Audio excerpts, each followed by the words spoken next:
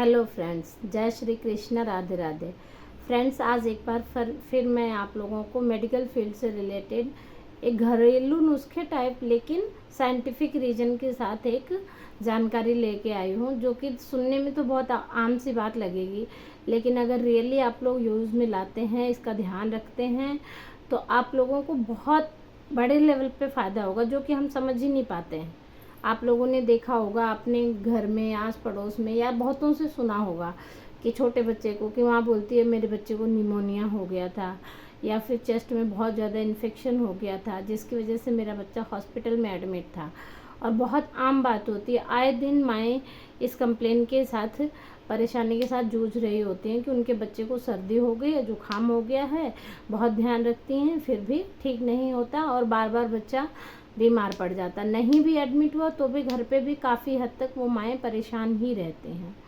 तो फ्रेंड्स, ये बहुत छोटी सी प्रॉब्लम है, जो कि देखने में तब तक छोटी है जब तक कि बच्चा ठीक ठाक घर पे है और चल रहा है काम, लेकिन बड़ी उस दिन बन जाती है जिस दिन बच्चे को उसकी वजह से एडमिट होना पड़ता है, या ज़्यादा इन्फेक्शन होके चेस्ट में ज़्यादा दिक्कत आ जाती है। यहाँ तक कि निमोनिया की वजह से आपको पता ही है अपने देश में कितने बच्चों की जान तक चली जाती है।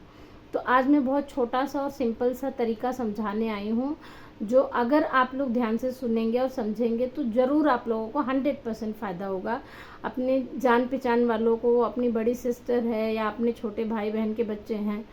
जिनके पास 1-2 साल के अंदर के बच्चे हैं, 3 साल के बच्चे हैं, या न्यू बॉर्न बेबीज़ हैं, तो उन्हें ज़रूर यह वीडियो देखना चाहिए और समझना चाहिए और गांठ बांध लेनी चाहिए कि एक छोटी सी बात है लेकिन कितना ज़्यादा फ़ायदेमंद है। वह बात यह है कि अगर आपका बच्चा 6 महीने से अंदर का है तो इसका मतलब वो 100% सिर्फ आपके दूध पे पल रहा है, क्योंकि ये WHO का रिकमेंडेशन है कि हमें पहले 6 महीने तक बच्चे को सिर्फ माँ का दूध देना होता है। उसके अलावा कोई ऊपर से एक बूंद पानी की भी ज़रूरत नहीं होती है देने की। दूध की तो बात ही छोड़ दीजिए, क्योंकि माँ के दूध में हर वो चीज़ होती है जो उस बच्चे के विकास के लिए ज़रूरी होती है। तो बच्चा पहले 6 महीने तक सिर्फ माँ के दूध पे डिपेंडेंट है, तो मतलब कि माँ को भी अपने खान पीन का, अपने रहन सहन का ध्यान रखना पड़ेगा, क्योंकि बच्चा माँ के दूध पे डिपेंडेंट है। तो इस केस में होता क्या है फ्रेंड्स, की कभी कभी हम लोग, मान लो सर्दियों का टाइम है या थोड़ा ठंड का टाइम है और हमें नहाना है और बाल भी धोना है, तो हम जाते हैं फटाफट नहा धो के, बाल धो के, या थोड़ा कपड़े भी धोए, तो इतने टाइम में हमें आधी 1 घंटा लग जाता है और हम बाहर निकल के आते हैं। हमारा बच्चा बहुत भूख से रो रहा होता है। नॉर्मली बच्चे को तो 6 महीने के अंदर वाले बच्चों को 2 घंटे 1 घंटे में दूध चाहिए ही होता है। तो हमारा बच्चा बहुत ज़्यादा रोने लगता है और हम फटाफट आके दूध पिलाने लगते हैं। तो इस फ्रेंड्स, ये बहुत छोटी सी बात है, लेकिन यही वो बात है जिसकी वजह से बहुत सारे बच्चे सर्दी का शिकार हो जाते हैं। तो वो ये बात है कि जब आप नहा के या बाल धो के या बहुत देर तक पानी में काम करके बाहर आती हैं, तो आपका शरीर थोड़ा ठंडा होता है, और आपसे अगर बच्चे ने दूध पिया है तो उसे भी ठंड लगने का डर होता है, स्पेशली अगर ठंडा मौसम है तो हम उतना ध्यान नहीं देते हैं और बच्चे को दूध पिला देते हैं, और बच्चा धीरे धीरे करके बीमार पड़ जाता है और हमें समझ भी नहीं आता। हमें लगता है हम तो बहुत ध्यान रख रहे हैं बच्चे का, फिर भी बच्चा बीमार पड़ गया, और वही बार बार सर्दी होकर एक दिन निमोनिया का भी रूप बना लेता है। तो फ्रेंड्स, अगर आप लोगों को अपने बच्चे को